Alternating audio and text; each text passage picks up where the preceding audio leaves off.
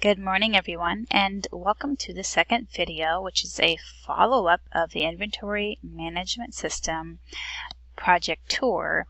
This will be actually showing to you the code. So let's get started. This is the program, the project we were working on, and I'm going to show you where you can find the first video. If you haven't seen it yet, you can find it at my website, iLadyDeveloper.com, which is my portfolio website, which I am actually a little proud of. I know it's just a baby website. It has its quirks and its little problems here and there, but I am proud of it. I think it's a great accomplishment for this student developer here. So if you're interested, check it out. It's on the projects page, and you can watch it here. You can also watch it on LinkedIn or on YouTube. Okay, great. So another really cool thing is I am currently preparing for the Java SE8 Programmer 1 exam, which is optional through our university, but they actually will pay for you to take it. So I'm taking this opportunity with my spare time here before the next term begins. So definitely it's something I'm really excited about. It's really good for career. Okay, so that's said and done. Let's go ahead and look at our actual UML diagram for the project. Okay, so this project, if you don't know what a UML diagram is, go ahead and Google it, and you will see that there are several ways to make one. It's a great tool for programmers and developers to use in order to draw out the entire program in a charted way. It's to give you a full picture of how you want the classes to work together and the variables you're going to need, the methods, etc. In this project, I found this UML diagram very helpful. We have 5 classes here: inventory, product, part, in-house, and outsourced. Now, for inventory is going to have a list of products and parts, because that is simply what the inventory is made up of. It also has methods which will allow you to add, remove, lookup, delete, remove, same thing, for products and parts, and that is why it is related to product and parts.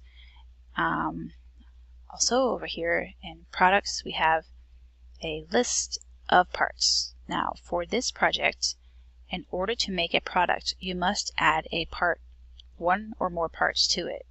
So for that, we have a parts list, and we'll also have to store the parts as part of the actual product.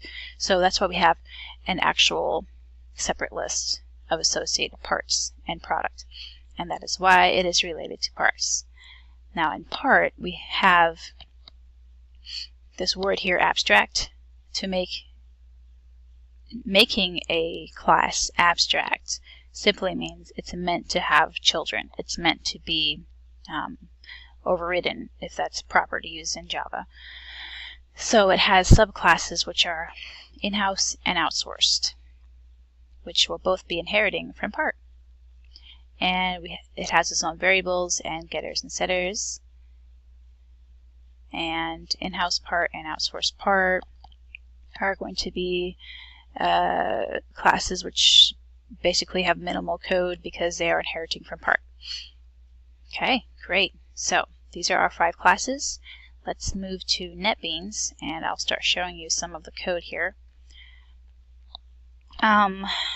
If you have never opened up a project through NetBeans before, or through your other program that you're using, just in case you haven't, I'm going to do it for you so that you can see.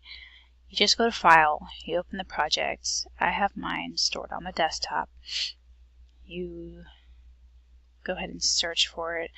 I'm using IMS project and my finished project, and go into the source file.